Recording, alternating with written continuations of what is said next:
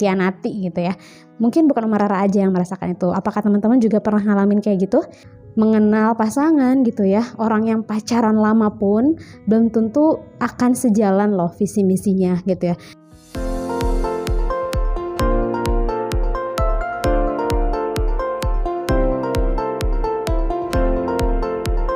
Assalamualaikum warahmatullahi wabarakatuh. Kembali lagi di Kacamata Uma. Oke, hari ini kita akan bahas lagi tentang part 1 yang kemarin tentang hikmah ya. Kita ambil pelajaran dari kasus artis yang sedang viral saat ini. Oke, jadi kemarin kita bahas tentang ini maybe atau ya kemungkinan yang bisa terjadi karena seseorang bisa melakukan KDRT itu karena punya masa lalu yang belum selesai. Nah, selanjutnya selain masa lalu yang belum selesai, walau alam bisawab ya, bisa jadi juga karena tujuan menikah yang belum ajeg atau visi misi pernikahan antara pasangan belum sama-sama sejalan. Dan ini kembali lagi ke contoh kasus ya, contoh kasus dari mereka berdua yang kemarin pernah ditonton juga di videonya, salah satu videonya, kalau nggak salah di video yang sama yang saya sebut kemarin. Nah, mereka tuh sempat bilang visi mereka tuh belum sama karena menyatukan isi dua kepala gitu ya.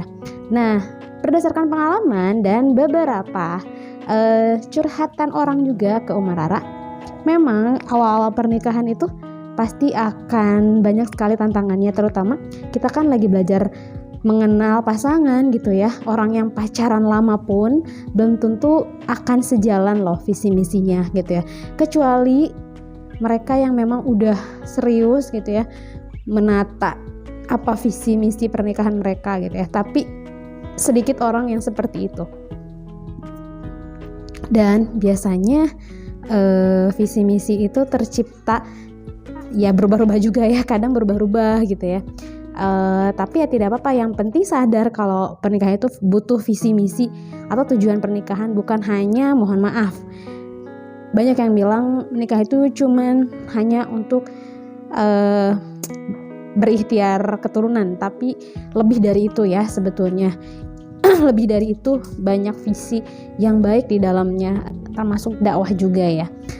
Nah terus kalau pengalaman Uma Rara ya, Uma Rara pun alhamdulillah ya mengenal pasangan itu baru dan cuman 5 bulan. Kita taruh hitbah itu perkenalan yang singkat-singkat dan tidak intens gitu, 5 bulan gitu ya, itu pun cukup 5 bulan karena memang kita alhamdulillahnya Allah berikan jalan kemudahan lewat ta'aruf, hitbah dan nikah. Tapi alhamdulillah ya, insya Allah ta'aruf kami bukan yang ta'aruf seperti beli kucing dalam karung gitu ya, bukan yang asal-asalan. Alhamdulillah kami juga punya murabi atau pembimbing dalam pernikahan kami, dan kami juga selalu belajar untuk bagaimana nih pernikahan kita ke depannya dan apa yang harus diselesaikan bersama atau mungkin masing-masing dulu sebelum menikah.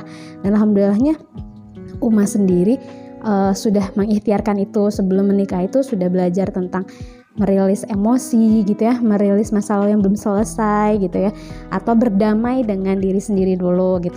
Meskipun prosesnya tidak mudah, masih ada gitu ya emosi-emosi yang belum selesai ketika jadi katakan kayak punya tragedi buruk lah gitu saat sebelum nikah. Salah satunya misal dikhianati gitu ya.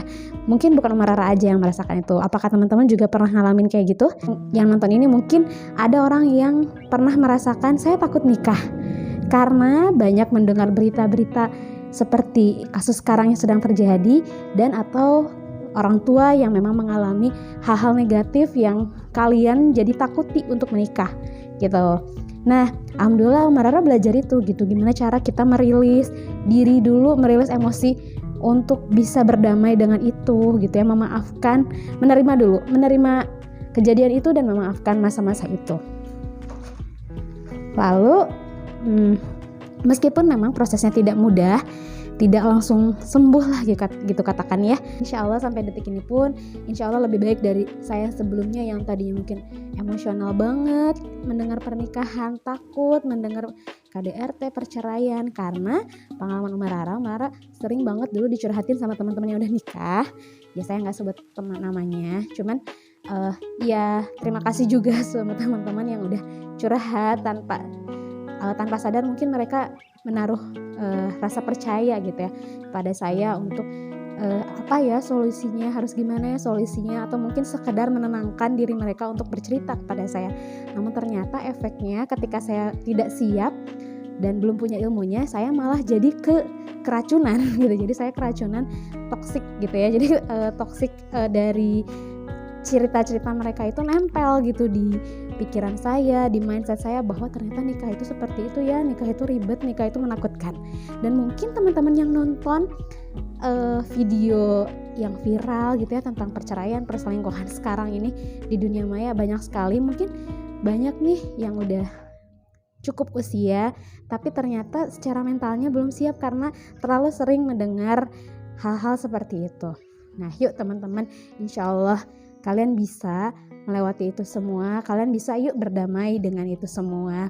Caranya gimana ya? Caranya mintalah bantuan profesional gitu ya, seperti terapis gitu ya, psikolog gitu ya, atau ya mungkin bisa disebut kita meminta bantuan untuk menyembuhkan kesehatan mental kita.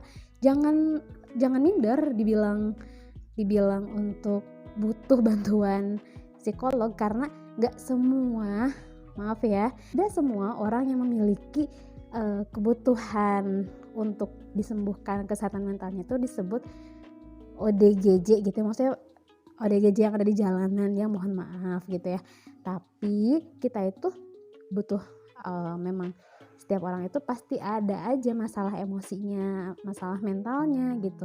Namun masih tabu ya gitu kalau kayak curhat ke psikiater gitu ya, kayaknya kesannya tuh emang aku kenapa gitu mentalnya, padahal nggak apa-apa kok gitu, nggak akan tiba-tiba dimasukin ke rumah sakit khusus ODGJ, nggak akan, tapi mungkin dilihat dulu gitu kan, didengarkan dulu ceritanya karena apa.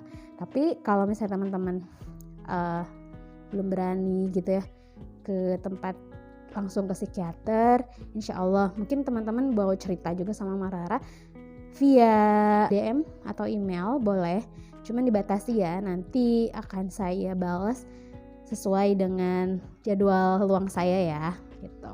Insya Allah Marara juga udah belajar tentang terapi, tentang miracle terapi salah satunya gitu ya, bagaimana cara mengendalikan emosi, mengendalikan ketakutan di masa lalu yang masih ada gitu di masa sekarang. Misal teman-teman ya salah satunya takut nikah gitu ya, terus gimana caranya untuk bisa merilis itu dan untuk mulai berdamai dan berani untuk menata masa depan. Bagaimana nih harus melangkah selanjutnya supaya saya tidak takut menikah, supaya saya berani secara mental gitu ya. Insya Allah finansial saya udah siap, ya fisik udah merasa siap juga udah cukup, cuman mentalnya masih takut-takut gitu ya. Nah yuk teman-teman belajar kayak gitu, belajar hal-hal yang tidak harus eksak gitu ya, karena ini memang soft skill. Nah kalau teman-teman mau ikutan, kebetulan juga ada kelasnya itu nanti akan Umarara share ya flyernya di sini, dan bisa dilihat juga di Instagram Umarara. Nanti klik link di bawah aja ya untuk berteman dengan Umarara di Instagram. Nah selain itu, selain kita harus berdamai dengan masa lalu ya, untuk menghindari hal-hal yang terjadi setelah berumah tangga, supaya menghindari KDRT, perceraian dan semacamnya gitu ya. Teman-teman juga memang harus belajar tentang mengenali diri sendiri dulu sebelum mengenali pasangan. Itu bagus banget loh teman-teman. Dan ini juga merunut kepada pengalaman Umarara ya. Umarara insya Allah akan membahas sesuai dengan pengalaman. Jadi yang sudah Umarara praktekkan insya Allah akan Umarara share. Jadi tidak katanya-katanya gitu. Dan yang Uma bahas di sini sesuai dengan manfaat yang Uma rasakan gitu ya. Semoga bermanfaat juga buat teman-teman gitu. Nah selanjutnya teman-teman juga perlu banget belajar tentang mengenal diri. Misal nih diri saya tuh suka dibilang baperan, atau diri saya tuh suka dibilang cerewet gitu. Emang iya? Nah mungkin teman-teman masih bingung, apakah iya aku seperti itu? Nah teman-teman perlu banget mengenal diri dan menerima gitu kan. Caranya gimana?